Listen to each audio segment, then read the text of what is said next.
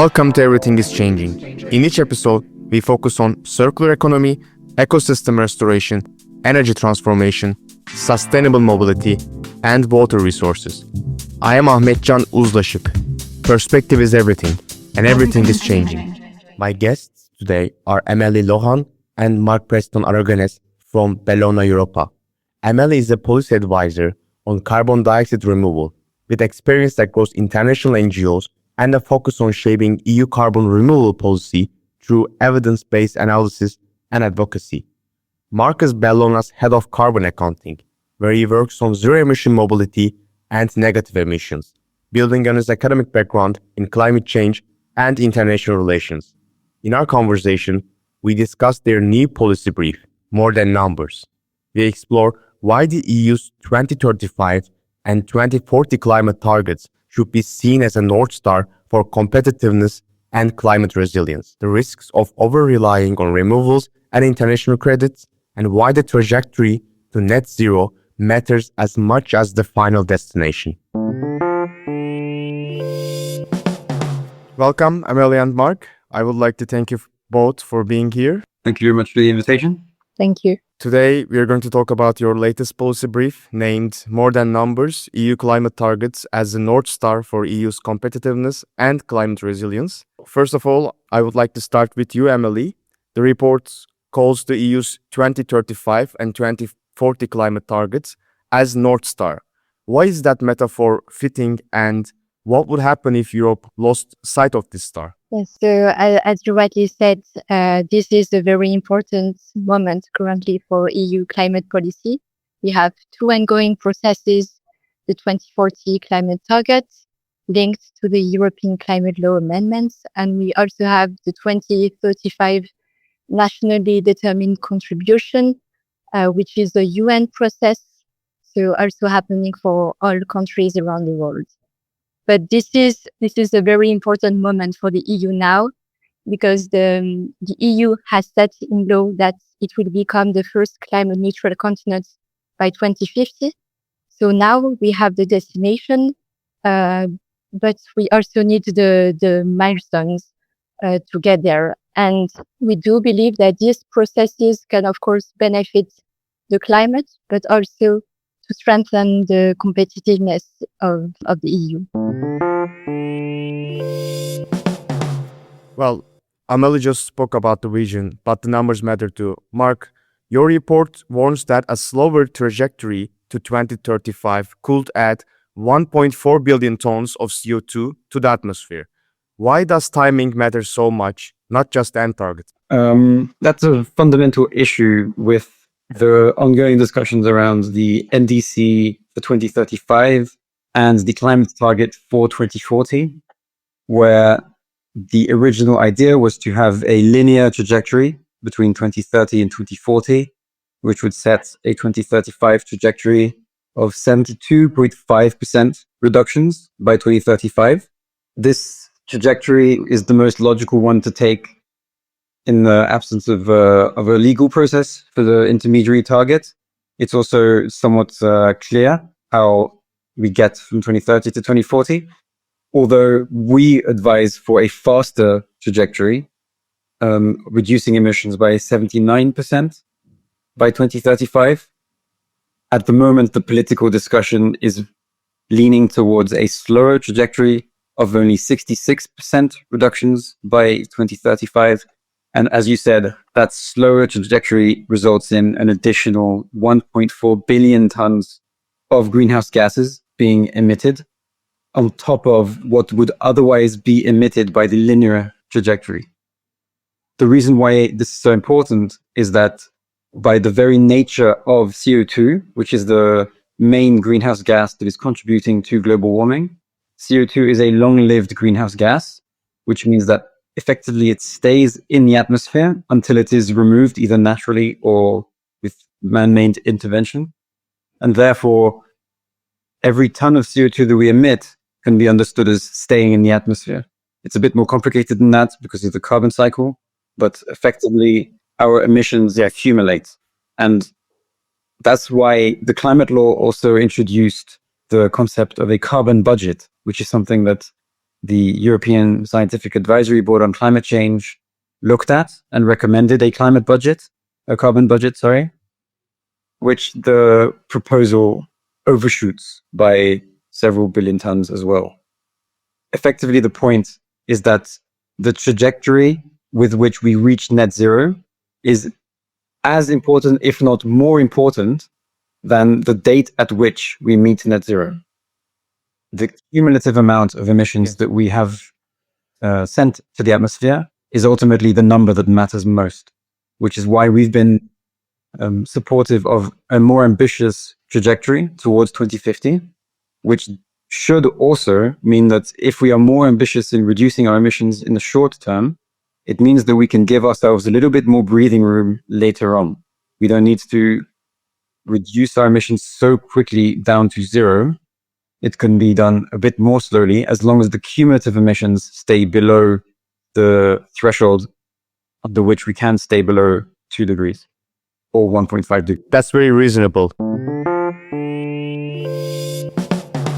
Amélie, the brief has that one striking line, which I liked a lot. 1 ton of CO2 not emitted is always preferable to one that must be removed. Why is relying too much on carbon removals risky, and what role should removals actually play? 1 ton of CO2 reduced is always preferable than 1 ton of CO2 removed because of several reasons. You have the generational burden that you can put on other generations if you decide to rely on removals in the future and not reduce your emissions now. It's also because the climate impacts of CO2 in the atmosphere is greater than the impact of CO2 removed from the atmosphere. So all of these are reasons why we shouldn't over-rely on carbon removers. They should be included in the climate targets. They should be included as separate limited target, but it's important not to over-rely on them because the priority of our climate framework should be emission reductions. And it's also important to design the climate framework in a way that removers have 3 sequential and important goals. At the short term, to accelerate emission reductions, then to counterbalance residual emissions, and in the longer term, to achieve a net negative economy, which is an economy where we remove more CO2 from the atmosphere than we emit. Mark, building on that, I read that Bellona insists the 2040 target must be at least 90%. Why add those 2 words, at least? What difference could they make in practice, in your opinion? Well, effectively, the idea is that the target for 90% should be understood as an ambition floor. So we don't dilute that 90%. We aim for 90% and ideally go beyond 90%. The inclusion of the term at least means that that concept is at least legally sort of embedded in the proposal, in the final agreement. It also, from our preferred composition of that 90% target, would have been that it is composed almost entirely of emission reductions. So ideally, it would not actually be a net 90% emission reduction target. It would be a gross 90% emission reduction target, and therefore would not be allowed to be, kind of subtracted.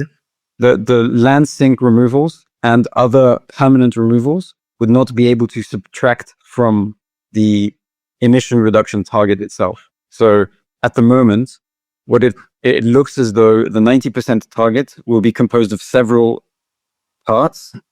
One being emission reductions, which obviously we would like to be as big a portion as possible. And it should also be very clear what that number is. It should not be a number that is left vague, because that gives the best regulatory certainty. Then there will be a contribution from the land sink, also known as LULUCF, Land Use Change and Forestry. And on top of that, there will probably be a contribution from a small portion of permanent carbon removals.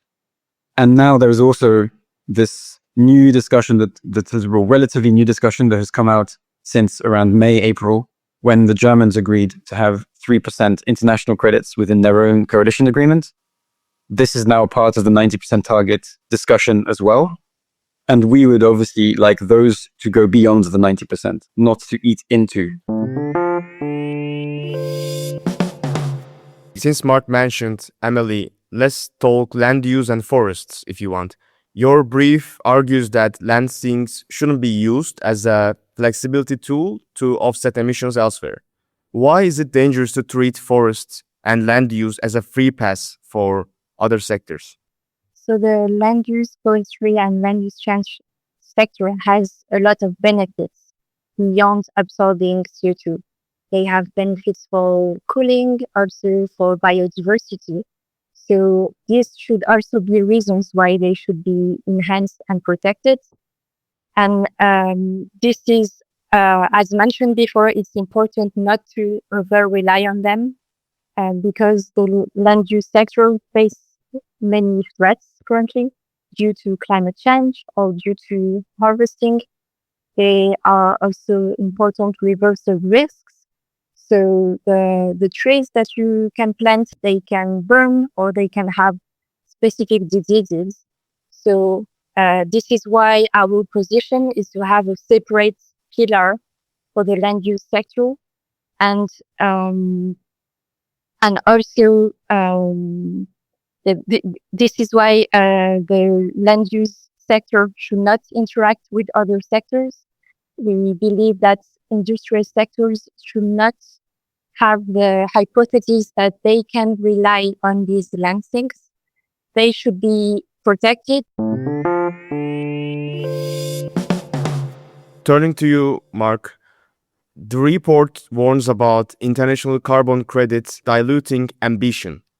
Can you explain why credits are so controversial and what will make a good credit versus a bad one? Very good question. So international credits have been one of the big discussions at the international level for quite some time. The Article 6 of the Paris Agreement, agreed 10 years ago, includes an element on basically linking of carbon markets, put it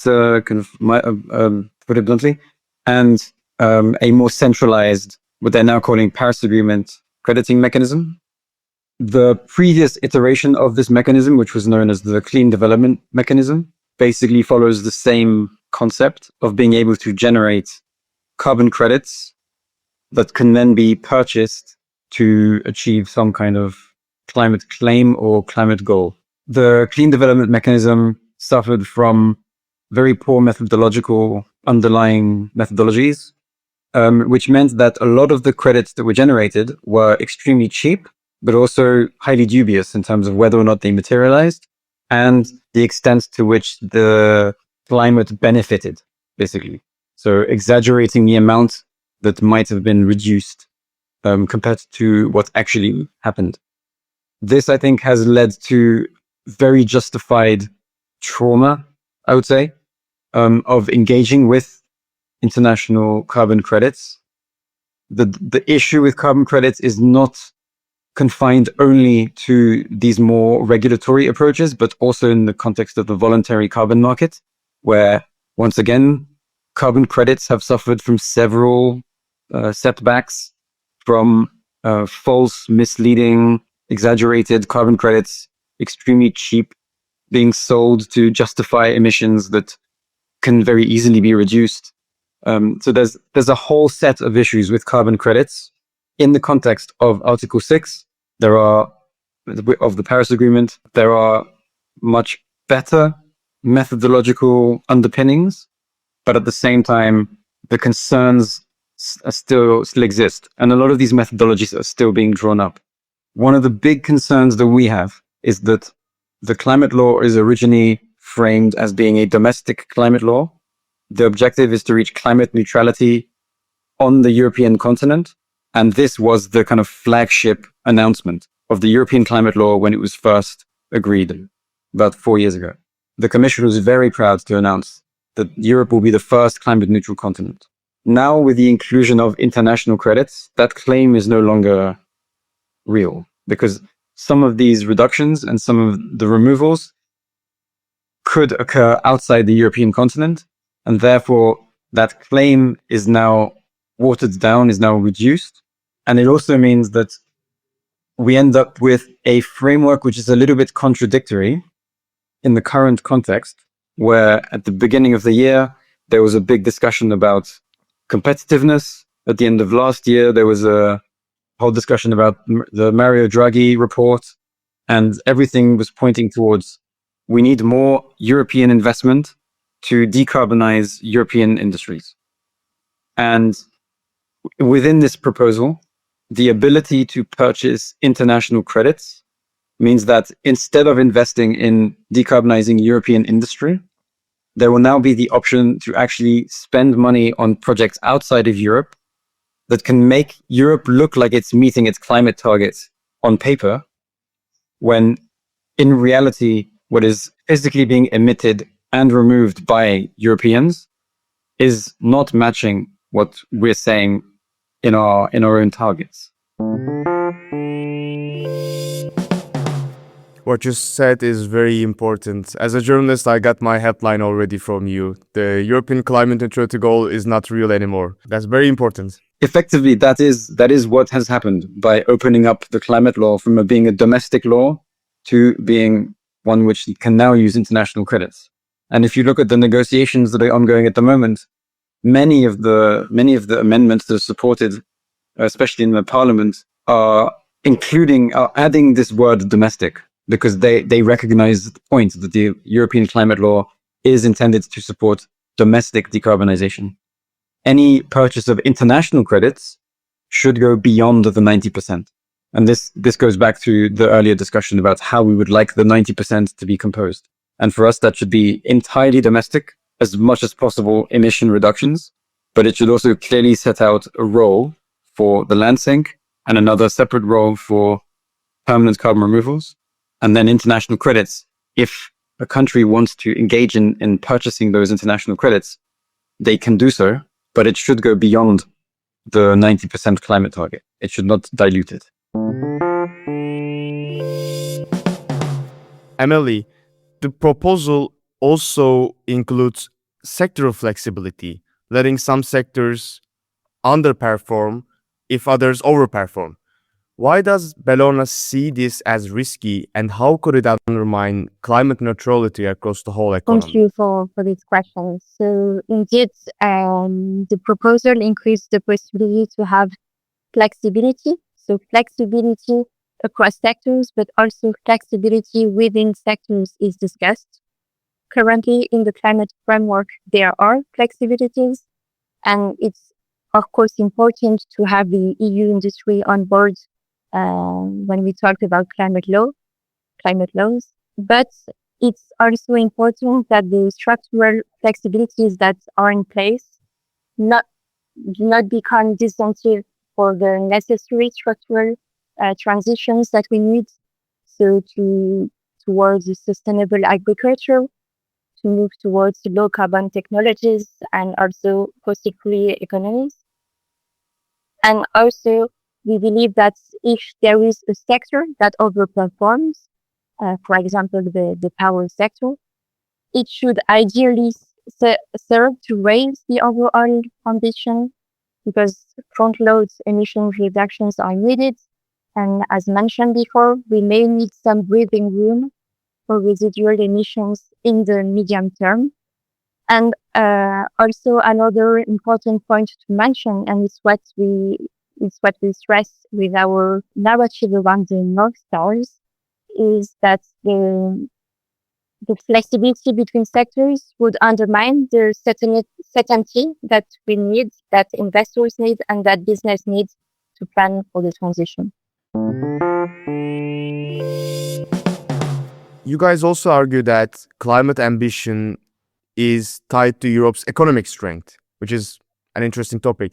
How does cutting emissions by 90%, let's say, actually make Europe more competitive and resilient, so to say? So the idea there is that currently we're in a world where we're dumping approximately 40 to 50 billion tons of greenhouse gases in CO2 equivalent into the atmosphere. And it's extremely clear from the scientific research that needs to go to zero as soon as possible. And the the timeline that they provide is somewhere around half century. Effectively, that means that course is something that every single economy in the world needs to pursue, whether we like it or not. Because if we don't, then in a way we will be forced to. So effectively, we face the choice of engaging with that reality in a manageable way, which means that we basically prepare our economies to reach net zero in a way which actually functions, where we bring in communities that are likely to face job losses because of the transition. We bring in other communities that are likely to grow substantially because of the transition. We have this managed sort of decline of emissions, which does not mean deindustrialization. It means an industrialization which looks different, a green industrialization, if we can call it that. This is the trajectory that is physically needed. That is the physical reality that the climate crisis imposes on not just Europe, but the world. And this basically means that whatever it says on a piece of paper that's agreed between the Commission, the Parliament, and the Council, that's the reality that we face. China has very clearly recognized that this is the trajectory that we are on, and has taken a lead in many of the critical industries that will very likely continue to exist and will thrive in a net zero future, namely renewables, electric vehicles. So effectively, we're what's also being framed as the race to net zero. Any delay that we impose on ourselves to delay basically damages the future of European industry, because eventually we will be out-competed by other economies which have understood the assignment and have decarbonized their own industries in service of net zero. So in a way, it's a little bit of an abstract argument to be making, but it reflects a very real physical reality that if we don't cut our emissions, then in a way we'll be forced to. And eventually we will lose out on the future industries. And we've already seen this happen with, say, the car industry, where for years, the green movement has been saying that we need to electrify road transport. And many, many excuses were brought up to not do so or to delay it. And it's coming up again. There's currently a debate on the 2035 phase out of internal combustion engines, with many different ideas of how to avoid such a transition. But the reality is that actually electric mobility is the most efficient and is going to be the future of road transport. But Europe seems to have missed the boat. And it's not too late. It's not too late for other industries either. But the window of opportunity is closing. And at this moment in time, when we're discussing the long-term trajectory, the strategic trajectory that the European Union is going to be taking, other countries are deciding to go green. And here we're debating whether or not it's worth it. And for us, the answer is very clear. The answer is we have to go green. And if we don't go green, then we'll miss out. And we can't afford to miss out. This is definitely very controversial for some of the far-right leaders of Europe, because they don't believe that with green transition you can compete with other superpowers, other competitors around the world. Amélie, my last question for you. I want to touch on the legal side. The International Court of Justice recently said inadequate climate action could even breach international law. Do you see this legal shift changing how EU policymakers perhaps approach climate targets, especially since we are now in an age where even big countries, superpowers, are pulling off from important international climate agreements? So this advisory opinion from the International Court of Justice was brought by Pacific states and also students.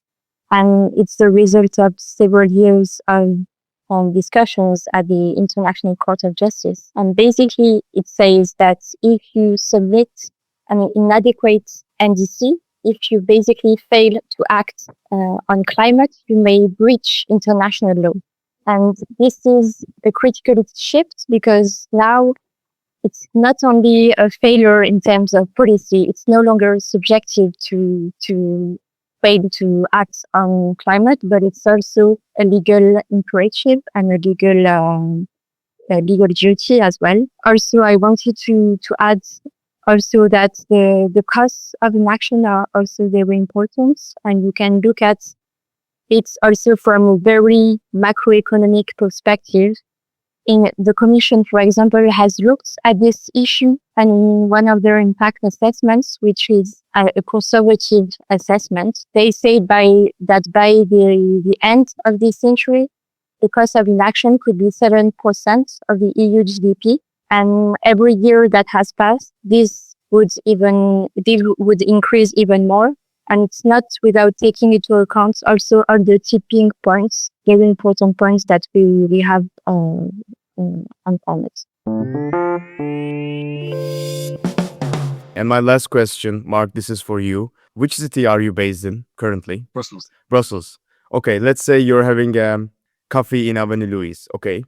And while you're having your coffee, you saw Ursula von der Leyen very randomly. And then since you just wrote this report, you will just have 1 minute to tell her just before COP30, as you know. Let's say that you could put one message from this report directly in front of her. And you will have a couple of minutes to explain because she doesn't have many time, as you know. So what would you tell her based on this latest brief? Well, firstly, I would give her the fact sheet that I always carry with me for such an occasion. But to be more serious, I would firstly highlight the importance of showing up on the global stage with ambition and leadership that clearly is missing from this year. The other side of the Atlantic Ocean has decided to not pursue climate action, and that's their loss. We should take advantage of such an opportunity, and we need to rock up at COP30 with an ambitious plan. The contribution that the European Union brings at the international stage is one that is, I think, underrated, especially in the leadership and the example that Europe can set. And that cuts both ways. In particular, if Europe decides to take shortcuts, then there is no moral high ground to take. There is no way to complain about what other geographies are doing simply because we've shown them that taking a shortcut is fine. So Europe needs to come to the international stage with an ambitious 2035 NDC, which very clearly suggests short-term ambition, not just long-term plans, and which also makes sure that the way in which we are putting together our climate action to be able to make a claim such as climate neutral continent is actually based in reality and is transparently put together. So we have a clear number by which we're reducing emissions, a clear number by which we're absorbing and protecting our natural sinks, and a clear number by which we are increasing permanent removals from the atmosphere.